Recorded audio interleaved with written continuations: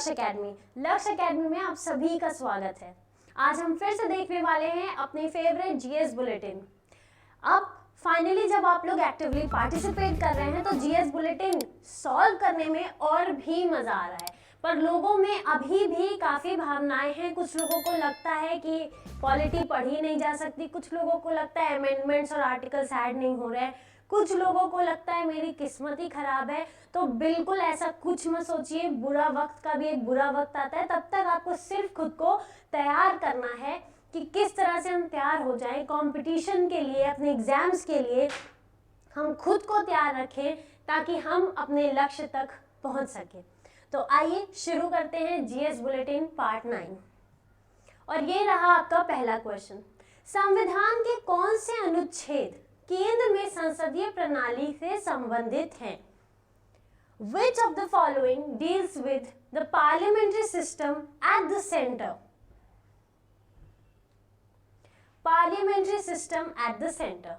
तो आपको बता दिया जाए आर्टिकल 74 और 75 दैट इज अनुच्छेद 74 और 75 डील करता है with parliamentary system at the centre. इसमें बताया गया है कि there shall be council of minister, एक मंत्री परिषद होगा जिसका हेड कौन होगा? हेड होगा प्राइम मिनिस्टर, जो एड और एडवाइस करेगा यानी मदद करेगा और सलाह देगा किसको? प्रेसिडेंट को, जिसको मानने के लिए प्रेसिडेंट बाध्य होगा। तो ये 74 में। 75 में कलेक्टिव रिस्पॉन्सिबिलिटी की बात की जाती है, कैसे पूरा मंत्री परिषद रिस्पॉन्सिबल होगा पार्लियामेंट के लिए।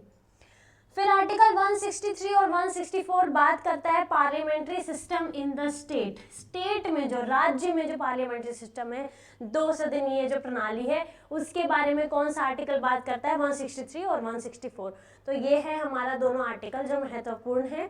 74, 75 बात करता है एट द सेंटर और 163 और 164 बात करता है इन द स्टेट। ठीक है, चलिए बढ़ते हैं अगले क्वेश्चन की तरफ। ऑप्शन बी आपका सही आंसर था। नेक्स्ट है, निम्नलिखित में से कौन भारत सरकार की एकात्मक विशेषताएं हैं? मजबूत केंद्र, राज्य के प्रतिनिधित्व की कोई समानता नहीं, आपातकालीन प्रावधान, अखिल भारतीय सेवाएं। Unitary feature of government of India. Unitary मतलब जहां पर एकात्मक प्रणाली, एकात्मक विशेषता कौन सी है? तो बिल्कुल आपको पता है एकात्मक में एक स्ट्रॉन्ग सेंटर होता है, जो सेंट्रल गवर्नमेंट होती है उसका पावर जो है केंद्र का स्ट्रॉन्गर होता है। तो ये है, बिल्कुल है पेन। और दूसरा इक्वालिटी नहीं है स्टेट रिप्रेजेंटेशन की, तो बिल्कुल जितना आपका स्टेट का पॉपुलेशन है डिपेंडेंट, उसकी डिपेंडेंट रिप्रेजेंटेशन डिसाइड हुआ। तो ये भी है। इमरजेंसी प्रोविजंस, जी हाँ बिल्कुल है, इमरजेंसी के प्रावधान भी हैं। और चौथा ऑल इंडिया सर्विसेज भी हैं। तो आप देख सकते हैं कि ये चारों हैं, इसलिए ऑप्शन डी उपरोक्त सभी जो है वो आपका सही जवाब है। चलिए बढ़ते हैं अगले सवाल की तरफ। नेक्स्ट, सामूहिक जिम्मेदारी का सिद्धांत संविधान के किस अनुच्छेद में निहित है? अभी हम लोग बात कर रहे थे सामूहिक जिम्मेदारी, collective responsibility is enshrined in which article of the constitution? कि जो पार्लियामेंट है उसके लिए रिस्पॉन्सिबल कौन होगा? Council of ministers. जब तक पार्लियामेंट का कॉन्फिडेंस है सरकार चलेगी, जैसे नो कॉन्फिडेंस होता है तुरंत सरकार को जाना पड़ता है। तो हम लोग बिल्कुल, आपको याद होगा आर्टिकल 75 अभी बात की है इसके बारे में, तो भूलने जैसा कुछ है भी नहीं। तो आप लोग का आंसर बिल्कुल सही है। Answer is option A, article 75। Next, Bharat के राष्ट्रपति के खिलाफ महाभियोग के आरोप कहाँ शुरू किए जा सकते हैं? Article 61 talks about the impeachment of the president. महाभियोग की प्रक्रिया, इसको कैसे शुरू किया जा सकता है एक बार हम लोग डिस्कस कर चुके हैं एक बुलेटिन में, अगर आपको याद होगा तो बिल्कुल ये लाया जा सकता है किसी भी संसद के किसी भी सदन में। बस करना क्या है, आपको 1/4 बहुमत से इसको पास करवाना है। 1/4 मेंबर्स जो हैं वो रेडी होने चाहिए, प्लस आपको 14 दिन पहले का नोटिस देना है। उसके बाद ही इस पे कोई कार्रवाई हो सकती है, इसको पेश किया जा सकता है। तो 14 दिन पहले बताना होगा और 1/4 जो 1/4 मेंबर्स होने चाहिए रेडी। उसके बाद जिस हाउस में प्रेजेंट हुआ है वहां से 2/3 बहुमत के साथ इसको अप्रूव होना चाहिए। फिर उसके बाद जैसे कहीं भी आप किसी पे इल्ज़ाम लगाते हैं तो दूसरी जगह वो अपनी पेशी होती है उनकी, वो अपने पॉइंट्स रखते हैं, तो फिर अगर दूसरे सदन द्वारा भी 2/3 बहुमत से ये जो पास हो गया तो प्रेसिडेंट आपका जो है वो हट जाएगा, उसको हट जाना पड़ेगा। चलिए, तो आपका आंसर है ऑप्शन डी। आगे बढ़ते हैं। 100वें संशोधन अधिनियम 2015 ने भारत द्वारा कुछ क्षेत्रों में के अधिग्रहण और कुछ अन्य क्षेत्रों का किस देश में स्थानांतरीकरण करने को प्रभावी बनाया? 100वें संविधान संशोधन द्वारा। तो ये बात है किस समय की? ये बात है 2015 की। बिल्कुल 28 मई 2015 की ये बात है। 2015 में हुआ क्या था? एक देखिए, भारत और बांग्लादेश में एक एग्रीमेंट हुआ था। कब हुआ था ये एग्रीमेंट? एग्रीमेंट हुआ था 1974 में, लेकिन यहाँ पर कुछ भी बात नहीं कही गई थी कि जो विवादित भूखंड है वो किसके पास रहेगा, किसके पास नहीं रहेगा। तो इसलिए इसका जो रैटिफिकेशन, इसको जो क्लैरिफिकेशन, इसको जो सही करने की प्रक्रिया वो इस दिन की गई। तो 100वें संविधान संशोधन द्वारा इसको लाया गया, इस एक्ट द्वारा। और इसमें कहा क्या गया कि जो इंडिया और बांग्लादेश, तो आपका आंसर जो है वो बांग्लादेश है, इंडिया और बांग्लादेश के बीच में जो भी विवादित भूस्थल है उसका विभाजन कैसे होगा। उसमें भारत को कितने मिले थे? भारत को कुछ 51 परिक्षेत्र मिले थे बांग्लादेशी, और बांग्लादेश मिले आपके 111। इस हिसाब से भारत को तकरीबन 7110 एकड़ मिला था, वहीं पर आपके बांग्लादेश को मिल गया था 17110 एकड़। तो इससे हुआ क्या? इससे हुआ ये कि हमें नुकसान तो बहुत हुआ, करीब 10,000 एकड़ का, पर जो ये विवाद था ये विवाद सुलझ गया। तो ये जिस देश की बात कर रहे हैं जिसके बीच विवाद था वो था बांग्लादेश।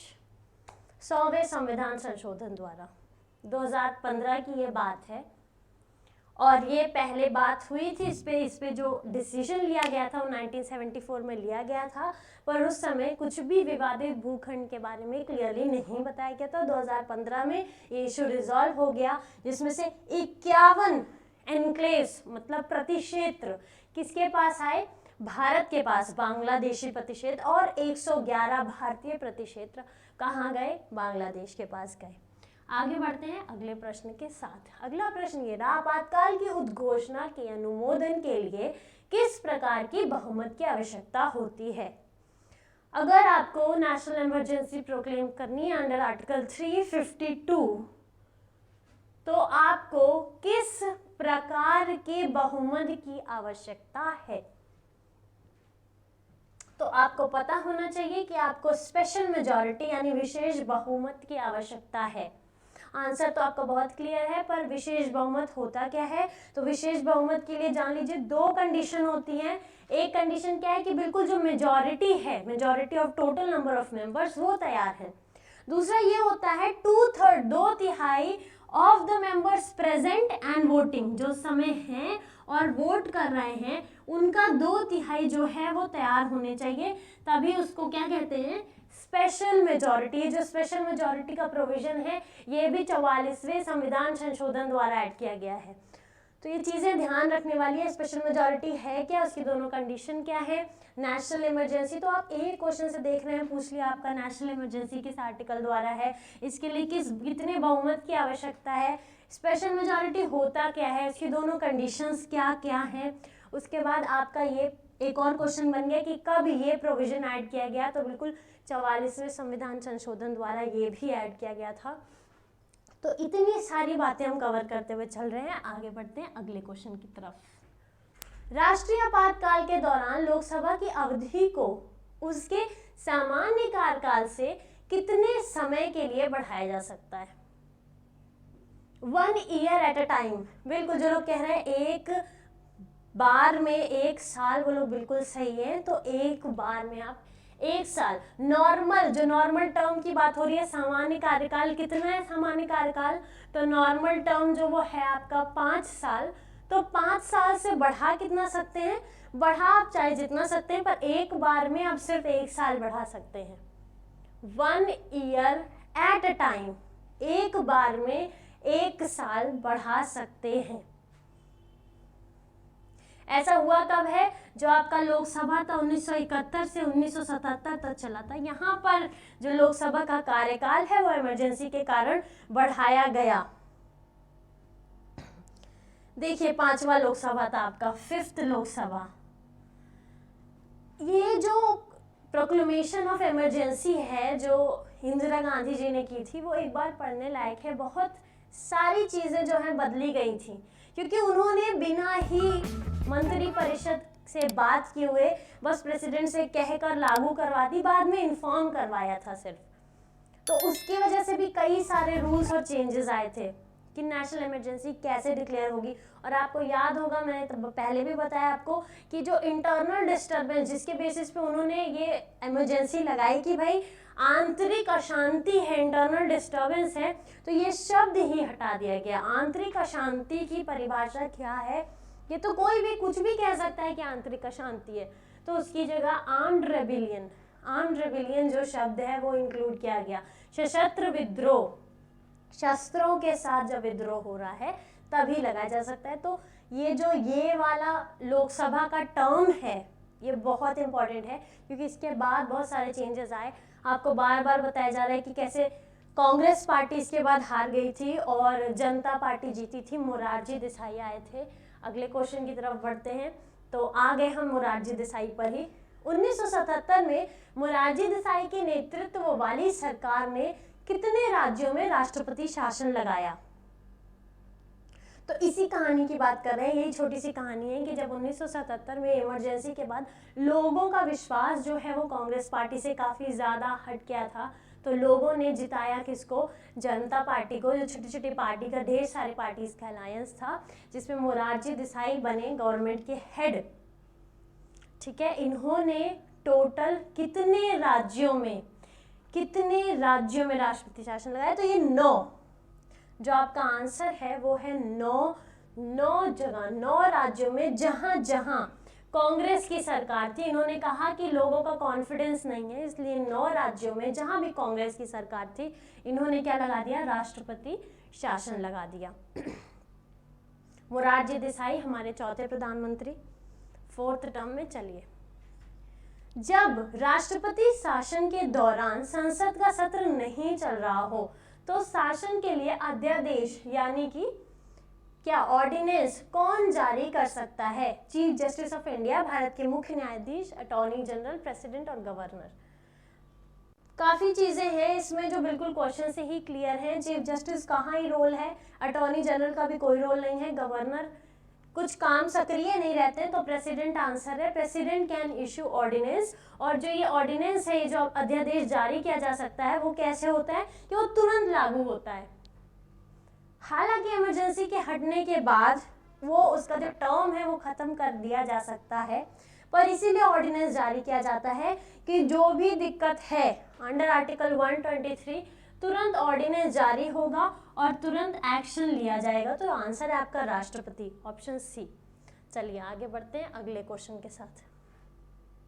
उच्च न्यायालय के न्यायाधीश को हटाने के सदन में कितने बहुमत की आवश्यकता है? फिर आ गई आपके बहुमत की बात, कितने बहुमत की आवश्यकता है? बिल्कुल, जो लोग स्पेशल मेजॉरिटी कह रहे हैं बिल्कुल सही आंसर है। और किस बेसिस पे निकाल सकता है? प्रूव्ड मिसबिहेवियर, सही मिसबिहेवियर मतलब बिहेवियर जो है उनका सही नहीं है, प्लस दूसरी जो कंडीशन है वो क्या है? इनकेपेबिलिटी, अगर वो केपेबल नहीं है ये प्रूव कर दिया जाए तो इन दोनों बेसिस पे ये एक्शन लिया जा सकता है। क्या? Removal of a high court जज, लेकिन उसके लिए चाहिए क्या? Special majority. चलिए आगे बढ़ते हैं नेक्स्ट क्वेश्चन के साथ।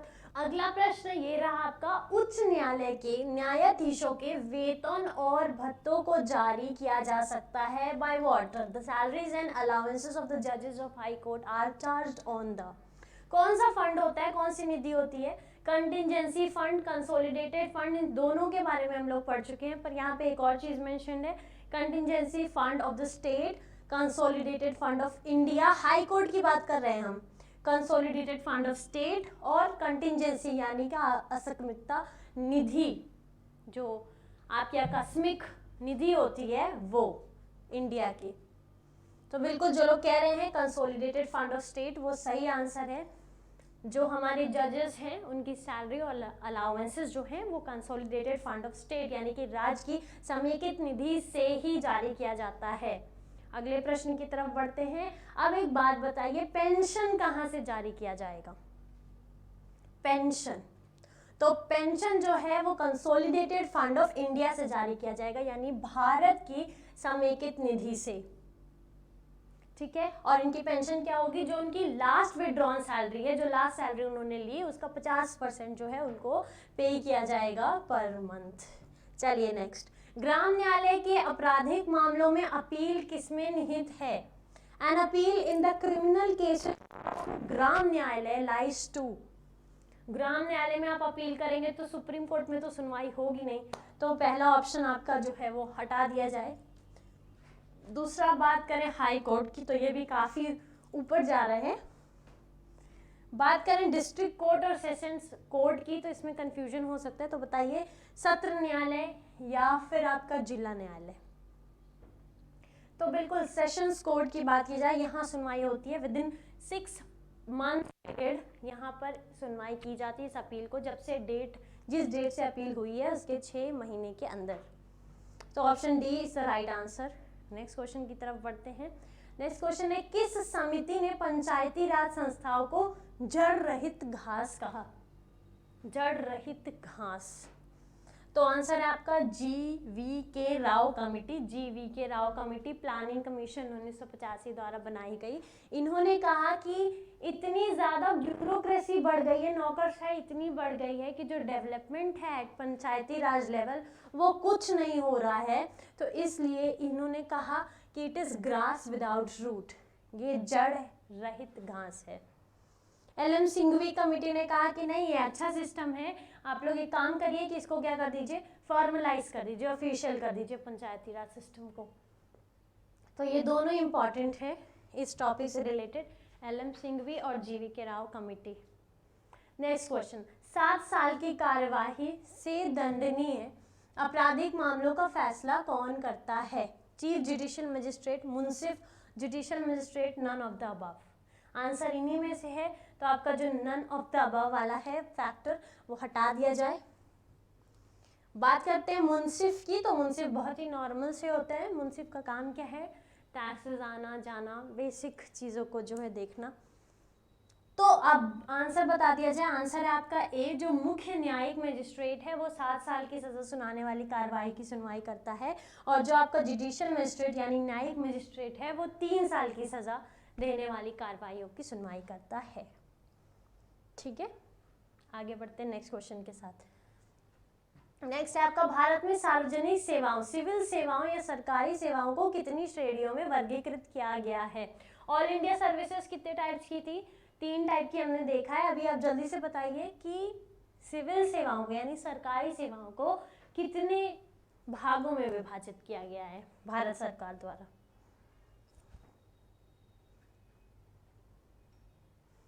बिल्कुल आंसर जो है आपका बी है, जो कि 3 है।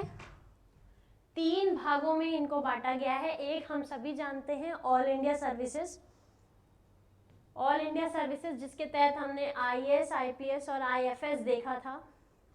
उसके बाद केंद्र सर्विसेज, सेंट्रल सर्विसेज जो आती हैं, और उसके बाद आपकी स्टेट सर्विसेज जो राज्य की सर्विसेज आती हैं, गवर्नमेंट सर्विसेज। तो इन तीनों में विभाजित किया गया है। तो 3 है ये भी। ऑल इंडिया सर्विसेज भी फर्दर 3 टाइप के हैं। इन सारी सर्विसेज में कौन कौन सी सर्विसेज आती हैं ये ज़रूर देखिएगा। बढ़ते हैं अगले प्रश्न की तरफ। राष्ट्रीय पिछड़ा वर्ग आयोग का गठन भारत के संविधान के किस अनुच्छेद में किया गया है? पिछड़ा वर्ग, article 338B is the right answer. जो आपका 338B है इसके द्वारा गठन किया गया है। पेन ले लेते हैं सबसे पहले। अब इसके बारे में कुछ बताइए, कुछ जान लेते हैं कि national commission for backward classes क्यों कॉन्स्टिट्यूट किया गया था? तो बिल्कुल 123वें जो आपके संविधान संशोधन बिल था उसके द्वारा लाया गया, और 102वें मतलब 102nd कॉन्स्टिट्यूशनल अमेंडमेंट द्वारा इसको कॉन्स्टिट्यूशनल बॉडी का दर्जा दिया गया। और 338B के तहत इसको रखा जाता है, ये आता है under ministry of social justice and empowerment. Social justice, सामाजिक न्याय, सोशल जस्टिस एंड एम्पावरमेंट के अंडर आता है। तो हमने देखी क्या क्या बातें देखी इसके बारे में। तो इसके बारे में हमने बातें देखी कि जो national commission for backward classes हैं NCBC, इसको कॉन्स्टिट्यूट किया गया बाय आर्टिकल 338B। इसको 123वें संविधान संशोधन बिल द्वारा 2017 में लाया गया, और 2018 में 102वें संविधान संशोधन द्वारा इसको एक कॉन्स्टिट्यूशनल संवैधानिक बॉडी का दर्जा दिया गया। ये 338B के तहत आता है। और मिनिस्ट्री कौन सी है इसकी? तो ministry of social justice and empowerment. ठीक है, अब देख लेते हैं ये मिनिस्ट्री के बारे में। ये मिनिस्ट्री जो है 14 अगस्त 1993 को फॉर्म हुई थी, स्टैब्लिश की गई थी। चलिए आगे बढ़ते हैं। अनुसूचित जाति के लिए अलग राष्ट्रीय आयोग किस वर्ष में के अस्तित्व में आया? तो अलग पहले भी था, पर पहले क्या था, SC ST का साथ में था। तो ये किस वर्ष में दोनों को अलग किया गया? और NCSC मतलब national commission for scheduled caste अलग बनाया गया, और national commission for scheduled tribe अलग बनाया गया। इसको विभाजित करके दो में कर दिया गया। तो वो साल था जो है आपका 2004। तो ये कब किया गया? 2004 में किया गया। 19 फरवरी 2004 में ये लाया गया, ये प्रस्ताव लाया गया कि जो प्रीसीडिंग कमीशन था, जो पहले कमीशन था नेशनल कमीशन, वो बैकवर्ड क्लासेस के लिए जो कमीशन था उसको क्या किया जाएगा, दो भागों में विभाजित कर दिया जाएगा। National commission for SC ST दोनों को तोड़ दिया जाएगा, तो SC का अलग हो जाएगा, ST का अलग हो जाएगा। 2004 की बात है। चलिए आगे बढ़ते हैं अगले प्रश्न के साथ। राष्ट्रीय बाल अधिकार संरक्षण आयोग NCPCR के अनुसार एक बच्चे को किस वर्ग के किसी भी व्यक्ति के रूप में परिभाषित किया जा सकता है? According to National Commission for Protection of Child Rights, a child is defined as any person in the age group of, क्या किस एज ग्रुप के पर्सन को कहा जाएगा? तो NCPCR बनाया गया कि जो भारत के जो भी नियम बने, कानून बने, अमेंडमेंट्स आए, वो जो है वो बाल विकास और UN यूनाइटेड नेशन के जो चाइल्ड डेवलपमेंट काउंसिल है दोनों से रिलेट होके चले, उन दोनों को तोड़े ना। तो इसके लिए कमीशन बनाया गया, और उसमें कहा गया कि जो 0 से 18 साल तक के बच्चे हैं, 0 से 18 साल तक के बच्चे जो लोग हैं, उनको किस श्रेणी में रखा जाएगा? बच्चों की श्रेणी में रखा जाएगा। और हर कानून नियम जो है इनको देख के इनके राइट्स को, इनके अधिकारों को प्रोटेक्ट करते हुए ही बनाया जाएगा। चलिए आगे बढ़ते हैं अगले प्रश्न की तरफ। राष्ट्रीय महिला आयोग के सदस्यों का अधिकतम कार्यकाल कितना है? राष्ट्रीय महिला आयोग ये स्टैब्लिश हुआ था 31 जनवरी 1992।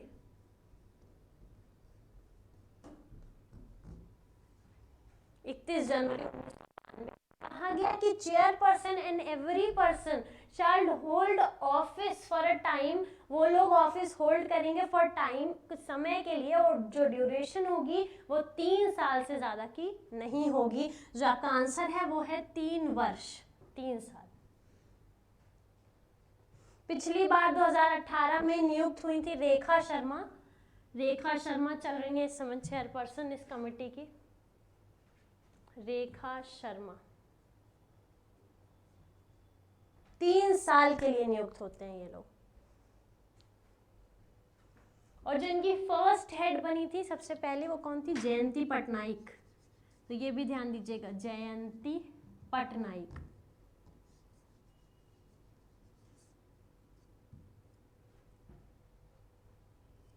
चलिए आगे बढ़ते हैं। बहुत सारी चीजें इससे भी रिलेटेड हमने देख ली। अगले क्वेश्चन में सरकार की निम्नलिखित में से किस प्रणाली में द्विसदनीय, और ये शुरू होता है आपका रैपिड फायर राउंड क्वेश्चन। देखते हैं आपको समझ में आ गया होगा कि कितने फास्ट हमको क्वेश्चन का आंसर देना है। तो ये शायद हमारा दूसरे बुलेटिन का पहला क्वेश्चन था। जल्दी से बताइए, निम्नलिखित में से किस प्रणाली में द्विसदनीय व्यवस्था एक आवश्यक विशेषता है? बाइकैमरलिज्म, बहुत अच्छे से हमने पढ़ा था, ये फेडरलिज्म की एक विशेषता है। तो ऑप्शन ए जो है वो आपका सही जवाब है। चलिए सेकंड क्वेश्चन की तरफ बढ़ते हैं। समाजवाद क्या हासिल करने में सफल होता है? समाजवाद, इसके बारे में बताया था हमने। बिल्कुल, आप बाकी सब चीज़ तो नहीं समान कर सकते, but equal distribution of income जो है वो उस पर ध्यान दे सकते हैं। तो बिल्कुल इंडिविजुअल वेलफेयर चीज़ें, ये जो डीपीएसपी द्वारा कई सारी चीज़ें लाई गई हैं, कई सारी चीज़ें ऐड की गई। वर्ड जो सोशलिस्ट, वो किसके द्वारा ऐड किया गया है? तो 42वें संविधान संशोधन द्वारा ऐड किया गया। इंटीग्रिटी भी उसके साथ ऐड किया गया। तो ये काफ़ी सारी चीज़ें जो आपको देखते रह के चलनी है। क्वेश्चन जो है रिपीट हो रहे हैं, आंसर आप कर रहे हैं, बिल्कुल ठीक है, लेकिन जो आंसर से रिलेटेड और सारे आंसर बनते हैं वो भी करते चलिए। तो ऑप्शन बी जो आपका सही है। आगे बढ़ते हैं। किसने कहा कि राज्य की नीति निर्देशक सिद्धांत बैंक की सुविधा पर देय चेक हैं? कल भी डीपीएसपी से रिलेटेड एक क्वेश्चन पढ़ा था, तब भी मैंने इनका नाम मेंशन किया था कि ये चेक हैं जो बैंक की सुविधा पर देय हैं। बैंक जब सुविधा लगेगा तो वो ये चेक जो है पे करेगा। तो ये बिल्कुल केटी शाह जी ने कहा था। आगे बढ़ते हैं अगले प्रश्न की तरफ। लोकसभा के पहले अध्यक्ष कौन थे? तो बिल्कुल सही आप लोग जा रहे हैं, गणेश वसुदेव मावलंकर थे। और जो ये थे, इनको ऑफिस में ही एक बार इनके खिलाफ मोशन भी पास किया गया था इनको हटाने के लिए, प्लस इनकी डेथ हो गई थी। तो इसलिए पहली लोकसभा में 2 स्पीकर रहे हैं। जो पहले डेप्यूटी स्पीकर थे एम मधुभाषी अनंत संयम अयंगर, यही बाद में जाके बने थे 1 साल के लिए स्पीकर। तो जो हमारा फर्स्ट लोकसभा था उसके 2 स्पीकर थे, पहले आपके गणेश वसुदेव मावलंकर और उसके बाद अयंगर जी। और अगला प्रश्न ये रहा आपका। भारत का सर्वोच्च न्यायालय किस अनुच्छेद के आधार पर कानूनी, सार्वजनिक या संवैधानिक महत्व के मामलों पर राष्ट्रपति को सलाह देता है? मैंने पहले भी कहा था, राष्ट्रपति से रिलेटेड जितने भी क्वेश्चन हैं एक बार आप लोग देख लीजिए, पढ़ लीजिए। राष्ट्रपति को सलाह देता है और आपको पता है राष्ट्रपति मानने के लिए बाध्य होता है। बिल्कुल जल्दी से आंसर करिए। इसके साथ आज का जीएस का बुलेटिन तो खत्म हो रहा है, पर आपका काम नहीं खत्म हो रहा है। आपको पता है क्या क्या करना है, चीज़ें जो हैं वो कैसे पढ़नी है। क्वेश्चन के साथ चलिए। जब आप क्वेश्चन के साथ चलेंगे तो आपको रिपीटेड चीज़ें मिलेंगी। आज इस बुलेटिन में अगर हमने आर्टिकल 1 पढ़ लिया, 143 पढ़ लिया, तो आर्टिकल आगे जाके ये कहाँ कहाँ काम आ सकता है। इससे कितने आर्टिकल रिलेट होते हैं, प्रेसिडेंट के आर्टिकल कहाँ से कहाँ तक है, नियुक्ति कहाँ है, 52 में कैसे मेंशन्ड है कि एक प्रेसिडेंट होना चाहिए, प्रेसिडेंट का इम्पीचमेंट कहाँ है, दोबारा से इलेक्शन कहाँ है। तो हर बुलेटिन में एक ना एक क्वेश्चन रहता है प्रेसिडेंट से रिलेटेड, एक ना एक क्वेश्चन रहता है आपके 42वें संविधान संशोधन से रिलेटेड, एक ना एक क्वेश्चन जरूर रहता है आपका जो पहला लोकसभा सत्र था उससे रिलेटेड। तो कब आया, उसे कौन कौन थे, पहला स्पीकर कौन बना, क्यों गणेश वसुदेव मावलंकर जी जो है अपना टेन्योर कंप्लीट नहीं कर पाए, उसके बाद कौन आया, पहले डेप्यूटी स्पीकर कौन थे। तो ये सब चीज़ें हैं जो आपको ध्यान देने वाली हैं। तो जो लोग रेगुलर आंसर करते हैं, मैं नाम भी मेंशन करना चाहूँगी उन लोग का, आस्था जी हैं, काफ़ी मेहनत से आप आंसर करते हैं, हिमांशु हैं। तो आप लोग जो है रेगुलर जुड़े रहते हैं इस लाइव सेशन के साथ। हमने देखा है आप लोग आंसर भी मैक्सिमम सही करते हैं, बहुत अच्छी बात है। जो थोड़ा बहुत मिस हो रहा है वो ध्यान दीजिए कहाँ हो रहा है, क्योंकि इतने क्वेश्चन 140 क्वेश्चन जो आपके हो गए हैं, कई सारे क्वेश्चंस हमारे ऑलमोस्ट 250 क्वेश्चन जो है कंप्लीट हो रहे हैं। इन क्वेश्चन के कंप्लीशन के बाद आपको काफ़ी सारी चीज़ें आ गई होंगी। तो आपको बस कुछ नहीं करना है, इस जीएस बुलेटिन के साथ जुड़े रहना है और आपको चैनल को ज़्यादा से ज़्यादा वीडियोस को शेयर करना है। इससे मोटिवेशन मिलती है और कोई प्रॉफिट नहीं है हमारा। और आज के जीएस बुलेटिन के लिए इतना ही। अगले बुलेटिन में हम फिर कुछ नए क्वेश्चंस के साथ आएंगे। जैसे आज के हमारे मैक्सिमम क्वेश्चंस जो थे वो क्या थे, नए थे, डिफरेंट थे।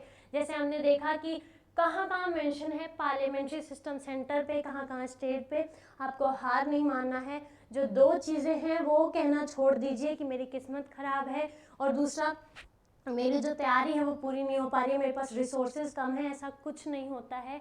मैंने बार अभी कहा है इस वीडियो के स्टार्टिंग में भी कि बुरे समय का भी एक बुरा समय आता है, तो तब तक आपको अपना समय अच्छा बनाना है, तब तक आपको अपनी तैयारी पूरी रखनी है। ऐसा ना हो कि जब तक आपका अच्छा समय आए तब तक आप सब भूल चुके हो। तो इसलिए आपको पढ़ते रहना है लक्ष्य एकेडमी के साथ, ताकि आप अपना लक्ष्य भेज सकें। आज के वीडियो के लिए इतना ही, धन्यवाद।